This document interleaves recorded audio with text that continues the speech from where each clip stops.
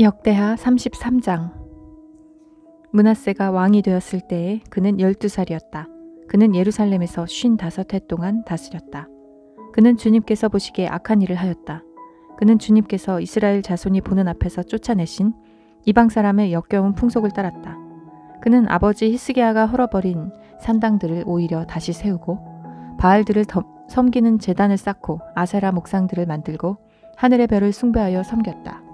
또 그는 주님께서 일찍이 내가 예루살렘 안에 내 이름을 기리그리 두겠다 하고 말씀하신 주님의 성전 안에도 이방신을 섬기는 제단을 만들었다. 주님의 성전 안팎 두 뜰에도 하늘의 별을 섬기는 제단들을 만들어 세우고 아들들을 흰놈의 아들 골짜기에서 번제물로 살라 바쳤으며 점쟁이를 불러 점을 치게 하고 마술사를 시켜 마법을 부리게 하고 악령과 귀신들을 불러내어 묵곤하였다. 이렇게 하여 그는 주님께서 보시기에 악한 일을 많이 하여 주님께서 진노하시게 하였다. 그는 또 자기가 만든 아로새긴 목상을 하나님의 성전 안에 가져다 놓았다. 일찍이 하나님이 다윗과 그의 아들 솔로몬에게 이 성전을 두고 말씀하실 때에 내가 이스라엘의 모든 지파 가운데서 선택한 이 성전과 예루살렘 안에 영원히 내 이름을 두겠다. 이스라엘 백성이 내가 명한 말 곧 모세를 시켜 전한 율법과 율례와 규례를 지켜 그대로 하면 내가 그들을 그들의 조상에게 준 이 땅에서 결코 쫓아내지 아니하겠다 하셨다. 그런데 므낫세는 유다 백성과 예루살렘 주민을 꾀어서 악행을 저지르게 한 것이다.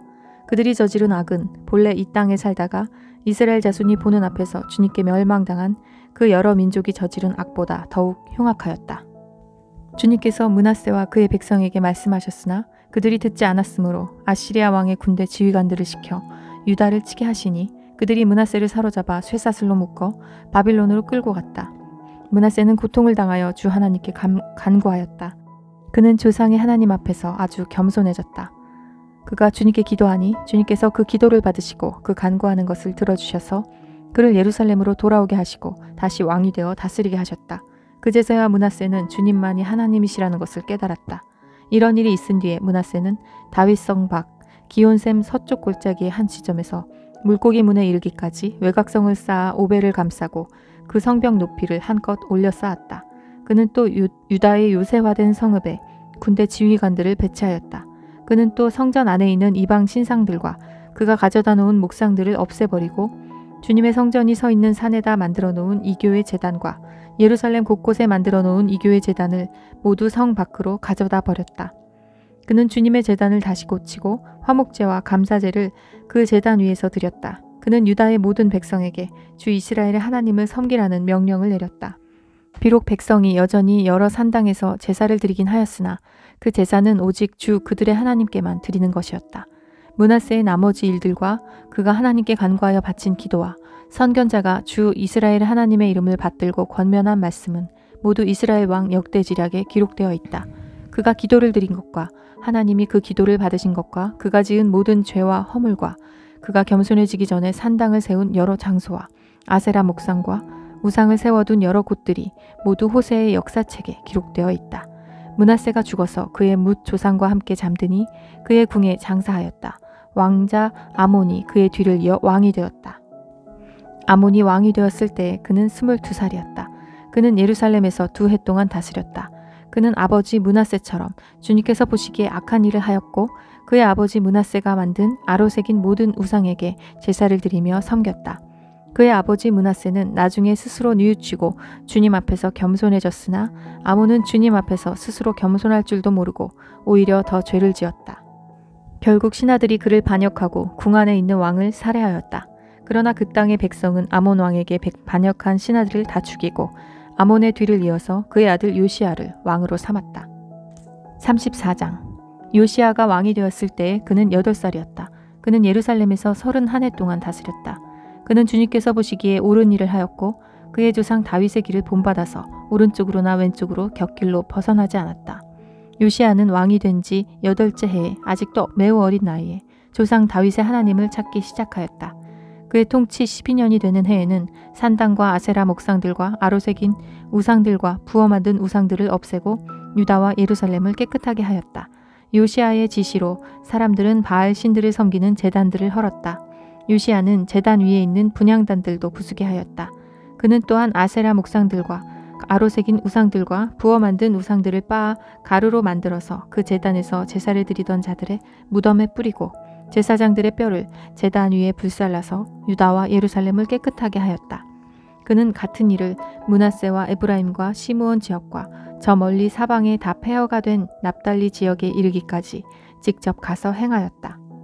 그는 제단들을 헐고 아세라 목상들과 아로새긴 우상들을 빻아 가루로 만들고 온 이스라엘 땅에 있는 분향단도 모두 부수어 버리고 나서야 예루살렘으로 돌아왔다. 요시야는 나라와 성전을 깨끗하게 한 뒤에 통치한 지 18째 해가 되는 때에 아살랴의 아들 사반과 마아세야 성주와 요아하스의 아들 요아 서기관을 보내서 주구의 하나님의 성전을 수리하게 하였다. 이 세 사람은 hil기야 대제사장에게 가서 하나님의 성전에 들어온 돈을 그에게 건네주었다. 그 돈은 므낫세와 에브라임과 북이스라엘의 나머지 지역에 사는 백성과 유다와 베냐민의 모든 백성과 예루살렘 주민에게서 거두어 들인 것으로서 성전 문을 지키는 레위 사람들이 모아둔 것이었다. 그들은 이 돈을 주님의 성전 수리를 맡은 이들에게 맡겼고 그들은 또 그 돈을 주님의 성전 수리를 직접 맡아 건축하는 이들에게 주어서 성전을 수리하게 하였다. 그들은 그 돈을 목수와 돌 쌓는 이들에게도 맡겨서 채석한 돌과 도리와 들보를 만들 나무를 사들여 유다의 왕들이 폐허로 만들어버린 건물들을 손질하게 하였다. 그 사람들은 이를 정직하게 하였다. 그들 위에 4명의 감독이 있었다. 모두 레위 사람들인데 무라리 자손 가운데서는 야핫과 오바댜, 고앗 자손 가운데서는 스가랴와 무술람이 성전을 수리하는 일을 맡아 하였다. 이 레위 사람들은 모두 음악에 익숙한 사람들이었다. 그들은 목독군을 감독하고 각종 공사 책임자들을 감독하였으며 어떤 레위 사람은 기록원과 사무원과 문지기의 일을 맡았다.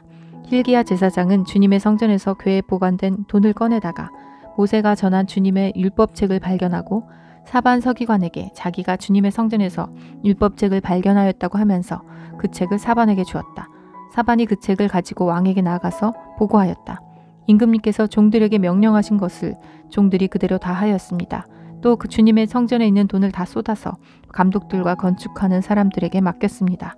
이렇게 보고하고 나서 사반 서기관은 hil기야 제사장이 자기에게 책 한 권을 건네주었다고 왕에게 보고했다. 그리고 사반은 그 책을 왕 앞에서 큰 소리로 읽었다. 왕은 율법의 말씀을 다 듣고는 애통해하며 자기의 옷을 찢었다. 왕은 hil기야와 사반의 아들 아히감과 미가의 아들 압돈과 사반 서기관과 왕의 시종 아사야에게 명령하였다. 그대들은 주님께로 나아가서 나를 대신하여 그리고 아직 이스라엘과 유다에 살아남아 있는 백성을 대신하여 이번에 발견된 이 두루마리의 말씀에 관하여 주님의 뜻을 여쭈어 보도록 하시오. 우리의 조상이 주님의 말씀을 지키지 않고 이 두루마리에 기록된 모든 것을 지켜 따르지 않았으므로 주님께서 우리에게 쏟으신 진노가 크오. hil기야가 왕의 명령을 받은 사람들과 함께 훌다 예언자에게로 갔다. 그는 살룸의 아내였다. 살룸은 하스라의 손자요 도캇의 아들로서 궁중 예복을 관리하는 사람이었다. 훌다는 예루살렘의 제2구역에 살고 있었는데 그들이 그에게 가서 왕의 말을 전하니 훌다가 그들에게 말하였다. 주 이스라엘의 하나님께서 이렇게 말씀하시니 그대들을 나에게 보내어 주님의 뜻을 물어보라고 한 그분에게 가서 전하시오. 나 주가 이렇게 말한다. 유다 왕 앞에서 낭독한 책에 기록된 모든 저주대로 내가 이곳과 여기 사는 주민에게 재앙을 내리겠다. 그들이 나를 버리고 다른 신들에게 분향하여 그들이 한 모든 일이 나를 노엽게 하였기 때문이다. 그러므로 내 분노를 여기다 쏟을 것이니 아무도 끄지 못할 것이다 하셨소. 주님의 뜻을 주님께 여쭤보려고 그대들은 나에게로 보낸 유다 왕에게는 이렇게 전하시오. 주 이스라엘의 하나님이 이렇게 말한다. 내가 들은 말씀을 설명하겠다. 내가 이곳과 이곳에 사는 주민을 주고 말한 것을 내가 듣고 마음에 느낀 바 있어서 하나님 앞 곧 내 앞에서 겸손해져서 내가 옷을 찢으며 통곡하였으므로 내가 내 기도를 들어주었다. 나 주가 말한다. 그러므로 이곳과 이곳 주민에게 내리기로 한 모든 재앙을 내가 죽을 때까지는 내리지 않겠다. 내가 너를 내 조상에게 보낼 때에는 내가 평안히 무덤에 안장되게 하겠다 하셨습니다. 그들이 돌아와서 이 말을 왕에게 전하였다. 왕이 사람을 보내어 유다와 예루살렘의 모든 장로들을 불러 모았다. 왕은 주님의 성전에 올라갈 때에 유다의 모든 백성과 예루살렘 주민과 제사장들과 레위 사람들과 어른으로부터 아이에 이르기까지 모든 백성을 다 데리고 주님의 성전으로 올라갔다. 그때의 왕은 주님의 성전에서 발견된 언약책에 적힌 모든 말씀을 사람들에게 크게 읽어 들려주도록 하였다. 왕은 자기의 자리에 서서 주님을 따른 것과 마음과 목숨을 다 바쳐 그의 계명과 법도와 규례를 지킬 것과 이 책에 적힌 언약을 말씀을 지킬 것을 맹세하는 언약을 주님 앞에서 맺었다. 왕이 거기에 있는 예루살렘과 베냐민 사람들도 이 언약에 참여하게 하니 예루살렘 주민이 하나님 곧 조상의 하나님이 세우신 언약을 따랐다. 이와 같이 요시아는 이스라엘 자손에게 속한 모든 땅에서 혐오스러운 것들을 다 없애버리고 이스라엘의 모든 사람으로 주 하나님을 섬기게 하였으므로 요시아가 살아있는 동안에는 백성이 주 조상의 하나님께 복종하고 떠나지 않았다. 아멘.